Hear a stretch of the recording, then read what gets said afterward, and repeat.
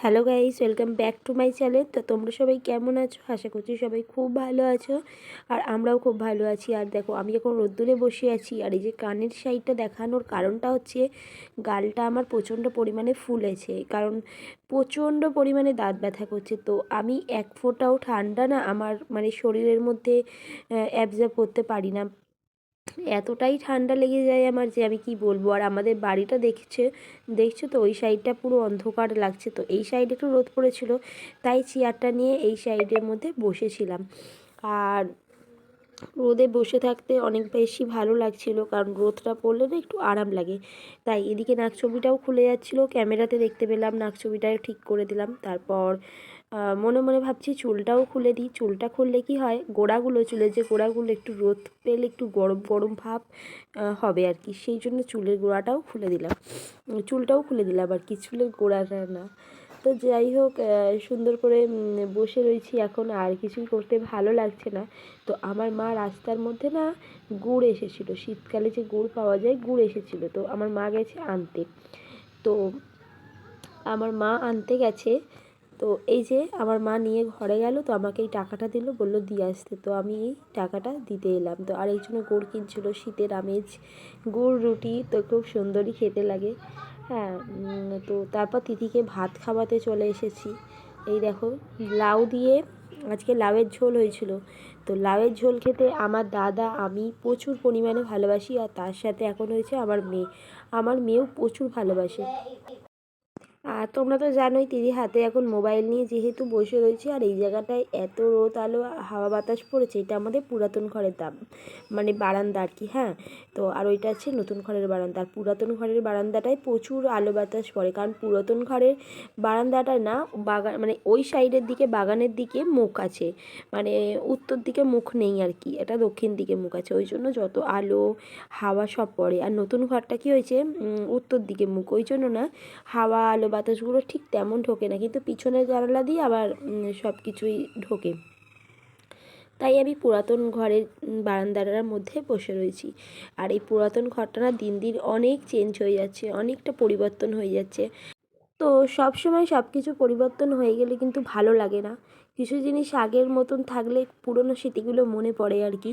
তো ছোট থেকে একসাথে আমার দাদা আমি বড় হওয়া, এগুলো মনে থাকে। আর তো এখনও পর্যন্ত একটা ঘর, আমার বাবা যে ঘরটা এখনও কাজ করছে আমার পিছনেই, যেখানে ভাত খাওয়াচ্ছি তার ঠিক সাইডেই ওই ঘরটা রয়েছে, অনেক বড় ঘর, তার পাশেই রোড। ঠিক আছে, তো সেই ঘরটা ওরকমই আছে। একদিন তোমাদের সাথে ভিডিও করে দেখাবো যে কী পরিস্থিতিতে ঘরটা আছে। আমরা ওরকম অবস্থাতেই আমরা থাকতাম। হ্যাঁ, তখন আমাদের একটুও কোনো কিছু চাহিদা ছিল না, ওরকমই থাকতাম। মানুষ দিন দিন যত পায় তত আরও চায়, আরও আরও আরও আরও আরও চাই, এরকমটাই হয় আর কি। যাই হোক, তো এই যে তিথি মোবাইল নিয়ে দেখো বসে বসে মোবাইল দেখছে, ভাত তো খাচ্ছে অল্প, আর আমার টাইম কেটে যাচ্ছে আর কি ভাত খাওয়াতে গিয়ে। এবারে মা স্নান করে আসলে আমরাও ভাত খাবো। মা স্নান করতে গেছে, আর আমার মা একটু দেরি করেই স্নান করে, কারণ আমার মা সকালে অনেক কাজকর্ম করে, তার জন্যই ওই বাসন ধোয়া, জল ফল ঘাটা, সবার জামা কাপড়গুলো কাচা, আর আমি তো কাচতে পারছি না। তো তাই আর কি মাই করে, সেই জন্য না আর মা দেরি হয়ে যায় স্নান করতে। আর রান্নাটা আমি করি, আজকে আবার মা করেছে, কারণ আমি লাউয়ের ঝোল করতে একদমই পারি না, লাউয়ের ঝোল করতে পারি না, তাই জন্যই মা করেছে। আর দেখো একদম খেতে চাইছে না।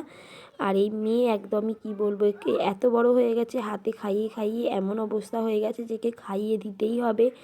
হ্যাঁ, তো তাই আর কি, একটা ডিউটি, আমি খাইয়ে দিই, নয়তো মা খাইয়ে দেয়, আজকে আমি খাইয়ে দিচ্ছি। আবার ওই জল খাচ্ছে। আর রোদটা এত সুন্দর, আর রোদটা পড়েছে না, তার কারণে আমার উঠতেই ইচ্ছা করছে না এখান থেকে। কিন্তু যেখানে ভাত খেতে যাব সেখানে প্রচণ্ড পরিমাণেই অন্ধকার, নতুন ঘরের কথা বলছি আর কি, অন্ধকার। তাই এখানেই বসে বসে খাইয়ে দিচ্ছি, আর আমি ওখানে ভাত খেয়ে আর জানালার সামনে গিয়ে শুয়ে পড়বো। দেখ দেখ, সবাই দেখছে, বাবা বন্ধুরা দেখছে, এ বাবা হাত কেটে গেছে, দেখো।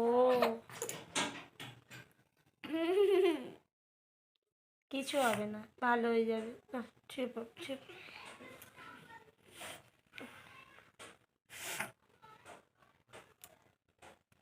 হাত কেটে গেছে?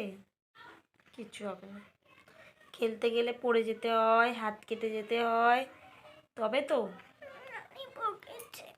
নানি বকেছে? আচ্ছা, নানিকে আমি বকে দেবো। হ্যাঁ, নানিকে কিচ্ছু কিনে দেবো না। নানি বলে কি খাবো না খাবো না, তারপরে কি করে? কেমন করে খায়? তোমার ককব্যাটটা নিয়ে ওরা খেলছে, খেলুক, আমরা খেলবো। হ্যাঁ, আমি যাবো একটু পরে, তুমি শুয়ে পড়ো, ঘুমিয়ে পড়ো। তারপর সন্ধেবেলায় দিদিকে ঘুম পাড়িয়ে দিলাম, ঘুম পাড়িয়ে উঠে আমি আর মা গেলাম একটু রাস্তার দিকে। আর আমাদের রাস্তাটা এতটাই চওড়া হচ্ছে, মানে রাস্তার কাজ হচ্ছে আর কি, জন্য একদিক দিয়েই গাড়ি যাচ্ছিলো, তাই আর তোমাদের ফ্রন্ট ক্যামেরা দেখাতে পারলাম না। আবার বাড়ি চলে আসলাম, বাড়িতে এসে দিদির জন্য এনেছিলাম ফুচকা, আমার জন্য দাঁতের ব্যথার ওষুধ অ্যাকচুয়ালি আনতে গিয়েছিলাম।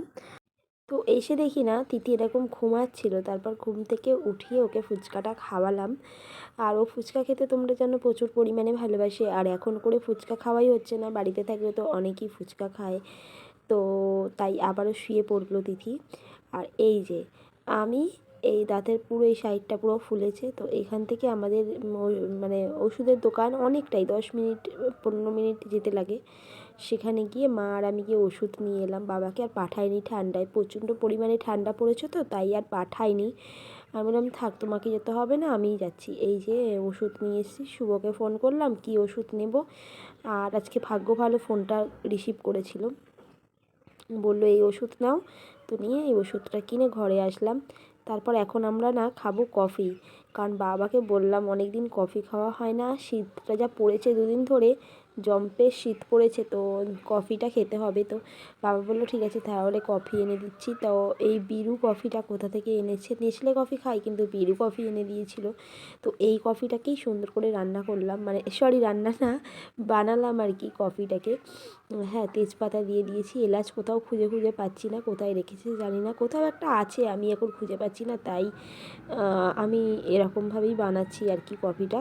তেজপাতা দিয়ে দিয়েছি একটু সেন্ট হবে বলে, হ্যাঁ সুগন্ধটা হলে বেশ ভালো লাগে, তাই আর কি দিয়ে দিয়েছি। আর শুধুমাত্র দুধ দিয়েই করছি, আর কিছু মানে জল ইউজ করিনি আর কি। হ্যাঁ, তো এর মধ্যে চিনি দিয়ে ভালো করে ফুটিয়ে নিলাম, নিয়ে এবার কফিটা দিয়ে দিলাম। আর এমনি নামানোর সময় কফিটা জাস্ট এই কী বলে চামচ দিয়ে ঘেঁটে দিলেও হয়, কিন্তু ওই টাইপটার করলাম না, একটু দিলাম, একটু কড়া হলে বেশ ভালো লাগে খেতে, ওই জন্য একটু ফুটিয়ে নেব। হ্যাঁ, ভালো লাগবে, আর মানে টেস্ট তো হবে, আর একটু মানে কড়া হবে, কড়া হলেই ভালো লাগে শীতকালে, আর ওটা হলে যেন একটু ফ্যালসা টাইপের লাগে, তাই এরকম বানিয়ে নিলাম। বানানো হয়ে গেছে, তো আমার মেয়ে আজকে বলেছে ও কফি খাবে, কফির নাম শুনেই তো লাফাচ্ছে, বলছে আমিও খাবো আমিও খাবো। আর কফিটা মনে হচ্ছে না অল্প হয়ে গেছিলো, তাই আরেকটু বেশি করে ঢেলে দিলাম, কফিটা দেখছো আরেকটু বেশি করে ঢেলে দিলাম। আর একটু বেশি কড়া হলে না বেশি ভালো লাগে আমার কফি খেতে, একটু কড়া না হলে কী কফি খেতে মজা লাগে, তাই আর একটু এলাচ দিলে আরও বেশি পরিমাণ ভালো লাগতো, কিন্তু এলাচটা ছিল না, আর কোথায় কি পাবো, তাই আর কি এমনিই বানালাম। তো আজ মা আছে, বাবা, আমি আর তিথি এই কজনই খাবো, আর কেউ খাবে না। তো তো কফিটা এখন আমার হয়ে গেছে, কফিটা হয়ে যাওয়ার পর এখন আমি কি করব বলো তো, এখন আমি সুন্দর করে সবাইকে দেবো, আর এই যে একটা থালা নিয়ে নিচ্ছি। তারপর এই দেখো আমার মেয়ে এসে গেছে, চা হলে কিন্তু এতবার আসে না, আজকে কফি হয়েছে বলেই এতবার এসছে। তো এই এখন আমি এই কফিগুলো এইটা তো আর একটা সুবিধা আছে কি, ছাঁকার প্রয়োজন পড়বে না, মানে চা ছাঁকা যেমন চা ছাঁকার প্রয়োজন পড়বে না, কফি জাস্ট ঢেলে নিলেই চলবে। তো এই যে ঢেলে নিচ্ছি, আর 4 জনের 4টে আর কি, জন্য হাতের সামনে যে কটা যেভাবে যেরকম কাপ পেলাম আর সেরকমই নিয়ে নিয়েছি, একটু ভালোভাবে নিয়ে নিই আর কি, আর ঘরের জন্যই তো আর কি, তাই আর কি যেরকমটা পেলাম ওরকমটাই নিয়ে নিয়েছি। আর আমি কফি খাবো কী দিয়ে বলো তো, বিস্কুট আছে ঘরে, বিস্কুট দিয়েই খাবো। আর তিথি খাবে ব্যাট ভাজা এটা সেটা দিয়ে, আর ওগুলো না খাওয়াই অ্যাকচুয়ালি ভালো, তো একটু আধটু খেলে কিছু হয় না আর কি, এই ব্যাপার। হ্যাঁ, তো এখন আমি কফিটা নিয়ে চলে গেলাম। তো গাইস, আজ ভিডিওটা এতটাই, এতক্ষণ সাথে থাকার জন্য সবাইকে অসংখ্য ধন্যবাদ। সবাই ভালো থেকো, সুস্থ থেকো, সবাইকে টাটা বাই, আবারও দেখা হবে কালকে।